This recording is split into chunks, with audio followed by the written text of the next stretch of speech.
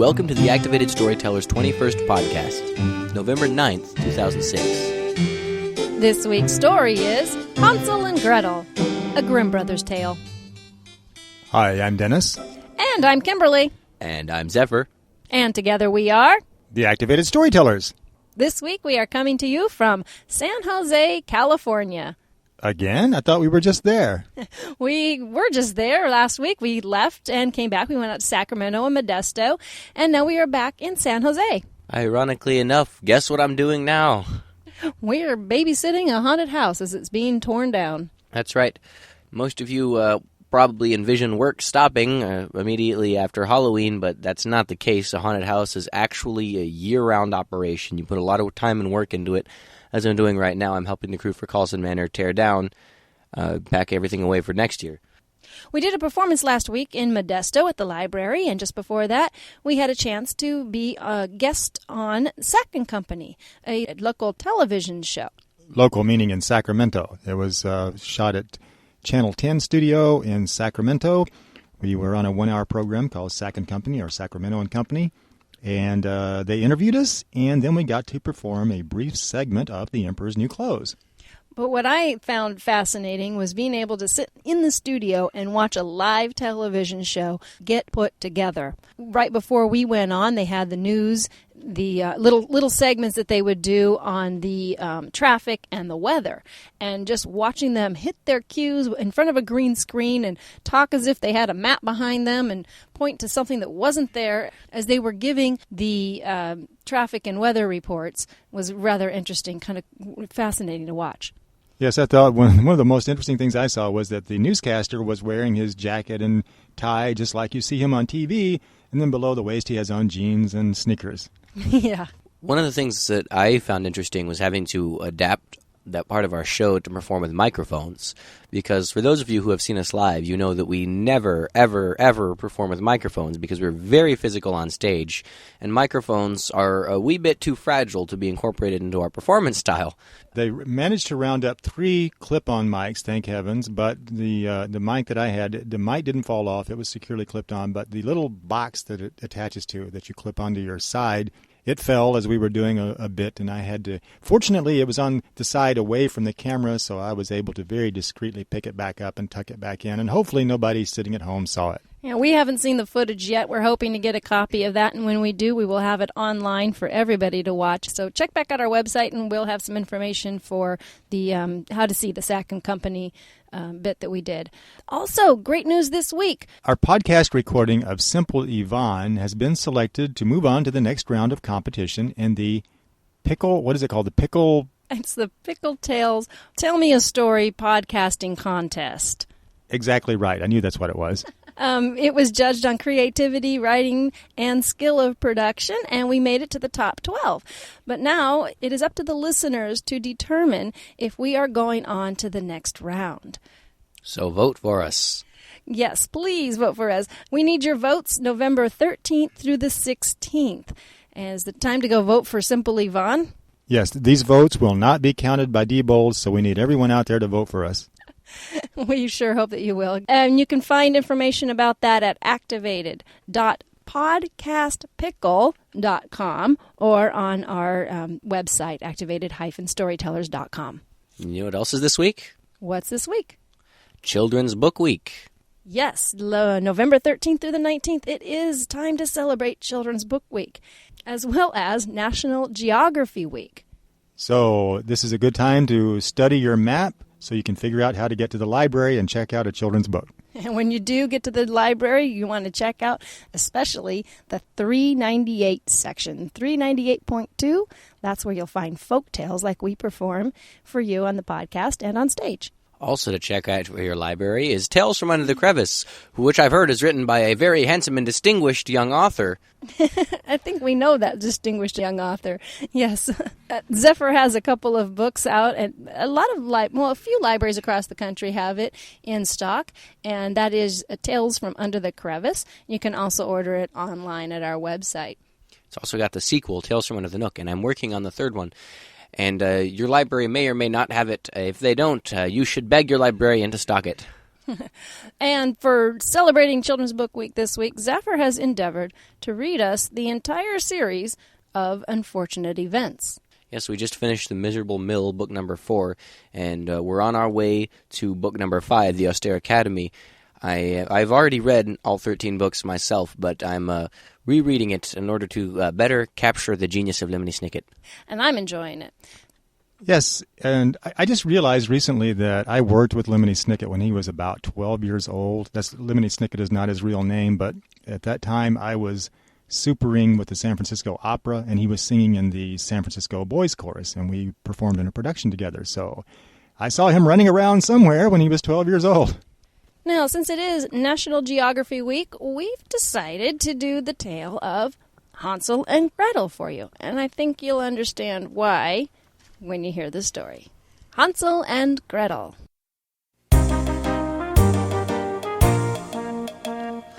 Once upon a time, in Germany, a very poor woodcutter lived in a small cottage at the forest with his 2 children, Hansel and Gretel. Oh, those children are always being in the way. You know, dear, there is not enough food in the house for us all. There are too many mouths to feed. I've only got one. Oh, we must get rid of those 2 brats. Yes, I'm sorry to say the woodcutter's second wife was indeed the source of much of the children's misfortune, and I have sworn to research and write down their tale as best I can. If you don't like podcast stories in which small children encounter misfortune, then you should click off this podcast immediately. Hate them miles from home, so far that they can never find their way back. Maybe someone will find them and give them a home. Oh, very well, dear. I guess I can take them out into the forest. Unbeknownst to their father, however, Hansel and Gretel had overheard the conversation, and that night Hansel snuck out and filled his pocket full of pebbles. Oh, Hansel, did you hear that? Whatever is to become of us? Why, we can't survive alone in the forest. Why, there's lions and tigers and bears in the forest. Oh, my! Don't worry, if they do leave us in the forest, we'll find our way back home. Well, however will we do that? Well, GPS hasn't been invented yet, so we'll have to use these pebbles I snuck from the outside in here. So the next morning, the woodcutter did indeed take them out into the forest. I'm sorry to say that the woodcutter was not a particularly good guardian. Oh, dear. Why, he's left us all alone in the forest. However, Hansel had secretly dropped pebbles for every few steps they took and left a path back to the cottage. And so they followed the path back to the cottage, much like a video game which would not be invented for many years. Oh, my children are back home, dear. Look, isn't it wonderful? Yes, just wonderful. Husband, you simply must get rid of those children. Why, you didn't do what I asked you to do. But, dear, I already took my walk for this week. Tomorrow morning, you will get rid of these children, or else. Oh, I guess it's the least I can do for my dedication to you. So the next morning, Hansel and Gretel were taken out into the woods again, and Gretel was upset, as this time they had no pebbles to guide them back. Oh, my! Whatever are we going to do, Hansel? Don't worry, last night I didn't eat my bread. I kept it, see? And broke it up into little pieces of crumbs, just like so. And left it behind us in a trail, just like... But unfortunately, Hansel never got to finish his sentence because, as frequently happens, hungry creatures live in the woods, and when scraps of bread are dropped upon the ground, the hungry creatures are likely to eat the scraps of bread.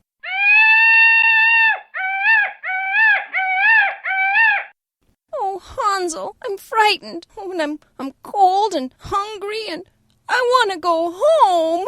Oh, maybe we can ask for directions. Maybe somebody will be able to help us. And so they looked around for someone to ask for directions, and before too long they came to a little girl in a red hood. Oh, maybe she'll help us. Oh, excuse me, can you help us find our way home? Oh, sure, you can't miss it. You just go over the river and through the woods, and soon you'll be home. If you come to your grandmother's house, you've gone too far. Bye-bye. Of course, these directions were not very specific at all, and indeed they did go over a river, although it was the wrong one, much to their dismay, and before long they found themselves lost once again. And we're already in the woods. I don't understand. Oh, maybe somebody else will come along. We can ask them. Look, here's a wolf. Perhaps he'll have directions. Oh, Mr. Wolf. Yes? Mr. Wolf, can you help us find our way home? Why, we're terribly lost. Why, certainly. You can't miss it. You just go all the way down the road there until you come to where the sheep pen used to be, until the sheep mysteriously disappeared. Turn left at the next path, and soon you will be wherever you are. And if you come to some place you're not, you will have gone too far. See you later." Oh my, what was the name of the road, and how will we know where the sheep pen used to be if it's not there anymore? Of course, these were not particularly good directions either, and so Hansel and Gretel ended up being lost even further, until eventually they found a young woman with long golden hair. Oh, excuse me, can you help us find our way home? I don't know. I've only lived here all my life, but I think surely you can't miss it if you just go up there to where those 3 bears live. And, if you turn right there at that tree, and then turn right at a bush, and then right at a shrub, you'll come to it right away. And if you come to a thicket, you've gone too far. Of course, these were not particularly good directions either, but Hansel and Gretel were too polite to point that out, and so set along their way trying to find anyone they could ask for directions. Before too long, they came to a house, although it was not an ordinary house. Oh my, look at this wall. Why, it's made out of chocolate. And rather than mortar, which is supposed to hold a house together, there seems to be cream of some kind, or frosting. Oh, it's terribly yummy. Here, have some. Not bad. It's delicious, isn't it? So good and tasty.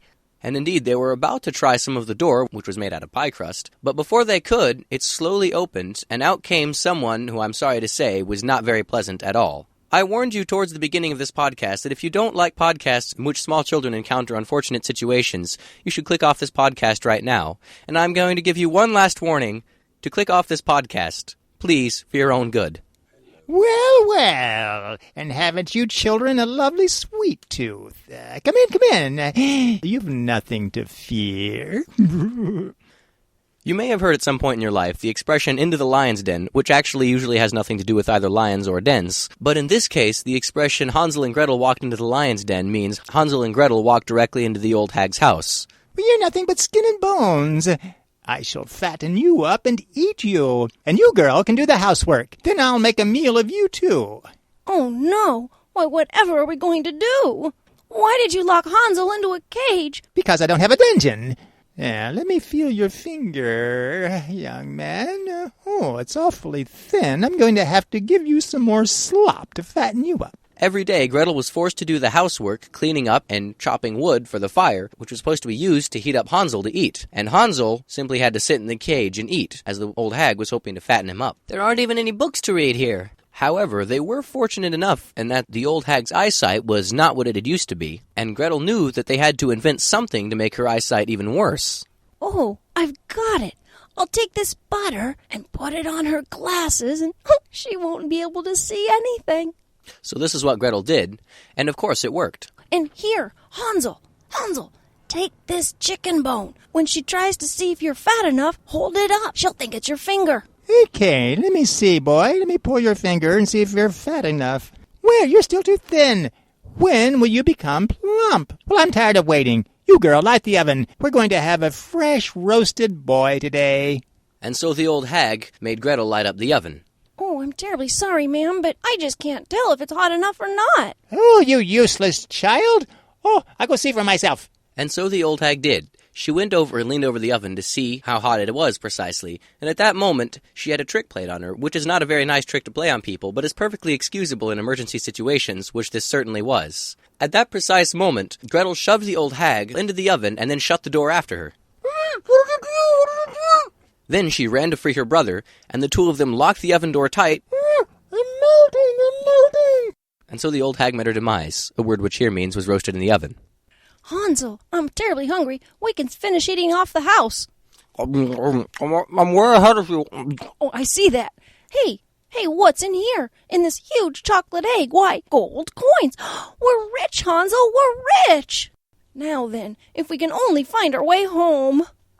And in this respect, they were very fortunate indeed, for somehow they managed to find their way home. Oh, children, I'm so glad to see you're home. I knew you'd figure out how to use that compass eventually. Promise you'll never desert us again. Oh, and look, Father, we're rich. Why, you'll never have to chop wood again. And so, despite all the misfortune in the children's lives, I'm happy to report that they did, in fact, live happily ever after. And that's the story of Hansel and Gretel. Now, I told you, I warned you, we've been reading a series of unfortunate events. And also because it is National Geography Week, we just had to kind of work in some of the things that have actually happened to us as we've been going across the country and asking for directions. And these are true stories. Back when we've been on the road since Zephyr was about a year and a half. And so about 14, almost 15 years we've been on the road. And that's before there was GPS, before there were cell phones. Before we had internet access, before we even had a computer of any kind. Yeah, so definitely no map programs, no way to find directions on your own. You had to ask people directions. It seems that RVing has actually become a very popular activity recently. It's become a very trendy thing to do, and a lot of people are picking up on it now. But we were doing it long before it was trendy. Right, so we would have to ask directions for how to get to schools, how to get to the next town we were going to. And seriously, these are some of the stories, some of the directions that we would get time and time again. Yeah, things like you turn left where the railroad track used to be and turn left at the McDonald's. There's a McDonald's in every block. Or turn left at the cornfield.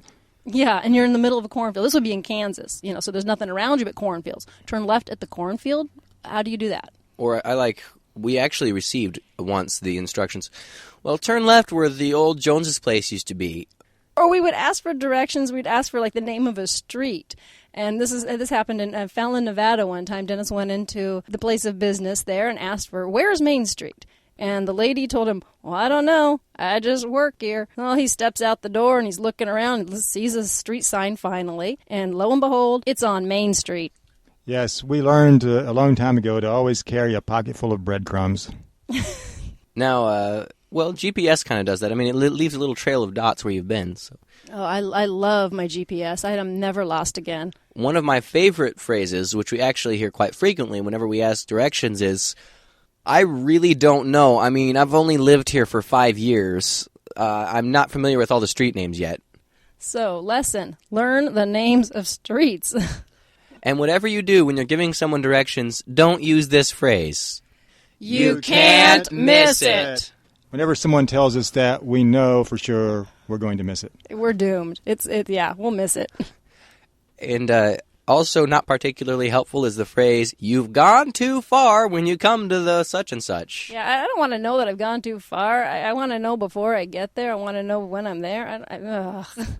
Anyway, pet peeves of living on the road. Geography. Learn your geography.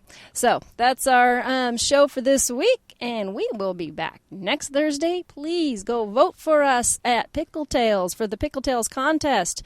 We're very happy to be in it, but we do need your help to win. Now, we will have some details about how to vote for it. We'll be on the website, and we'll be announcing that on November 13th on the website. So be checking for that, please. See you next week. Happy trails. Make sure you leave some breadcrumbs. The Activated Storytellers perform at schools and libraries nationwide. On stage, we use American Sign Language, physical comedy, imaginative props, and a giant, oversized book to bring the stories to life.